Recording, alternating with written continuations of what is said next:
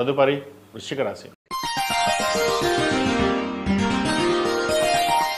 వృశ్చిక రాశి వారికి ఆరోగ్యపరంగా కొన్ని జాగ్రత్తలు తీసుకోవాలి. అష్టమంలో గురువు ఉన్నారు. ద్వితీయ పంచమాధిపతి అయిన గురువు అష్టమంలో అంత యోగదాయం కాదు. ఆరోగ్యపరంగా అదేవిధంగా ప్రయాణాల పరంగా కొన్ని జాగ్రత్తలు తీసుకోవాలి. టూ వీలర్ విషయంలో కొన్ని జాగ్రత్తలు ఉండాలి. చిన్న చిన్న ఇబ్బందులు ఉండే అవకాశం గోచరిస్తుంది.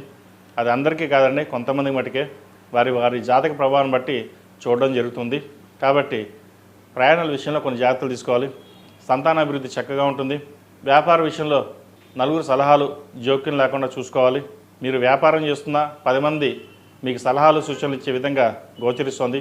వాటిని పక్కన పెట్టి మీకు మీరుగా చేసుకోవడం అనేది చెప్పదగినది. వృత్తి ఉద్యోగాలు చక్కగా ఉన్నాయి. అవకాశాలు కలిసి వస్తాయి. ఉద్యోగంలో కొన్ని మార్పులు చోటు చేసుకుంటాయి. ప్రభుత్వ సంస్థలో పనిచేస్తున్న వాళ్ళకి ప్రమోషన్ కావచ్చు లేదా ట్రాన్స్ఫర్ కావచ్చు వచ్చే అవకాశం ఉంది. అదేవిధంగా దూర ప్రాంత ప్రయాణాలు చేయాల్సిన పరిస్థితి కూడా ఉంటుంది. పెద్దవాళ్ళ ఆరోగ్యం పట్ల కొన్ని జాగ్రత్తలు తీసుకోవాలి. ఏదో విధంగా డబ్బుకు వచ్చే విధంగా గోచరిస్తోంది. ₹1 సేవ్ చేద్దాం అనుకుంటారు, ₹2 ఖర్చు అవుతుంది. అది ఎలా ఖర్చు అవుతుంది, ఎలా వెళ్తుందో మనకు తెలియదు. సరే, ఏదైనా మన కర్తవ్యం మనం నిర్వర్తించాలి అనే భావనలోనే ఉంటారు తప్పితే కానీ మనం డబ్బు దాచుకుని పెట్టాలి అనే భావన ఎప్పుడూ ఉండదు మీకు. అదేవిధంగా నలుగురిలో పేరు ప్రఖ్యాతలుచుకోవడం కోసం కొన్ని కార్యక్రమాలు చేపడతారు.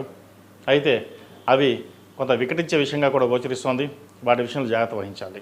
సర్వే జన సుఖినో భవంతు అంటూ నలుగురితో పాటు కలిసిమెలిసి ఉన్నా కూడా ఇబ్బందికరమైన వాతావరణం తెచ్చేవాళ్ళు కూడా ఉంటారు. కాబట్టి వాటి విషయంలో జాగ్రత్త తీసుకోవాలి. విద్యార్థులకు కాలం అనుకూలంగా ఉంది. ముఖ్యంగా విదేశీ సంబంధించిన విషయ వ్యవహారాలు చాలా అనుకూలంగా ఉంది. రాష్ట్రాధిపతి షష్టాధిపతి అయిన కుజుడు దశమంలో కేతువుతో కలుస్తున్నారు. కాబట్టి ఉద్యోగరీత్యా ఇబ్బందులు కూడా తలెత్తే అవకాశం లేకపోలేదు. మనం ఒక మాట అనకపోయినా సరే మాట అన్నారని లేదా వాళ్ళు ఏదో మాట అంటే మనం కోపగించుకోవడం, చిన్న చిన్న విషయాన్ని కూడా మనస్తాపాన్ని తీసుకొని పట్టుదలకు పోవడం అనేది చెప్పదగినది కాదు. ఎందుకంటే ఈ దశమంలో వృత్తిలో కుజకేతువులు ఉన్నారు. ఈ కుజకేతువులు ఉండడం వల్ల దహనం అనుకోండి, ఏదైనా అనుకోండి, అంటే కోపం అంతలా ఉంటుంది. అంటే ఉద్యోగంలో మనం చక్కగా చేస్తున్నాం కూడా ఎవరు అంటే కనుక కోపం వచ్చి రిజైన్ చేయడం, వ్యాపారపరంగా కూడా బయటకు వచ్చేయడం, ఇటువంటివి జరుగుతుంటాయి.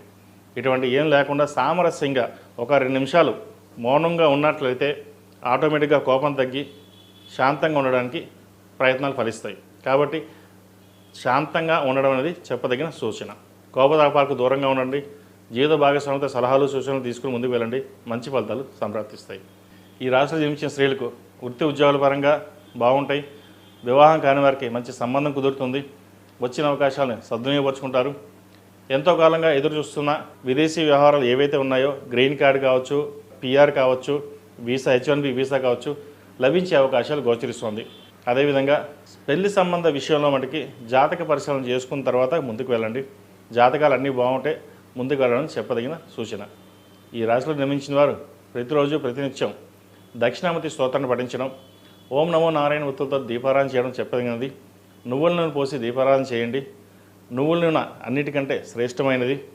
అదేవిధంగా కుబేర కుంకుమతో కానీ మొగలు పువ్వు కుంకుమతో కానీ అమ్మవారిని స్వామివారిని పూజించినట్లయితే సర్వసంపదలు సిద్ధిస్తాయి. ఏదైనా కర్మానుసారైన అన్నీ వర్తిస్తాయని కాదు, మన కర్మకి మనమే బాధ్యులం. కాబట్టి సాధ్యమైనంత వరకు వృత్తి ఉద్యోగాలు చేసుకుంటూ దైవారాధన కూడా చేయడం అనేది ప్రాధాన్యమైనది. కాబట్టి విష్ణు ఆలయం సందర్శించడం అనేది చెప్పదగినది. చాతుర్మాసం ప్రారంభమైంది కాబట్టి ప్రతిరోజు విష్ణు సహస్రనామ పారాయణం, విష్ణు అష్టోత్తరం పఠించినట్లయితే మంచి ఫలితాలు సంప్రాప్తిస్తాయి. ఈ రాశిలో జన్మించిన వారికి కలిసి వచ్చే సంఖ్య 6, కలిసి వచ్చే రంగు పర్పుల్. ఏదైనా పని మీద బయటకు వెళ్ళేటప్పుడు గురువారం కానీ ఆదివారం కానీ వెళ్ళండి. మంచి ఫలితాలు సంప్రాప్తిస్తాయి. తదుపరి ధనుసు రాశి.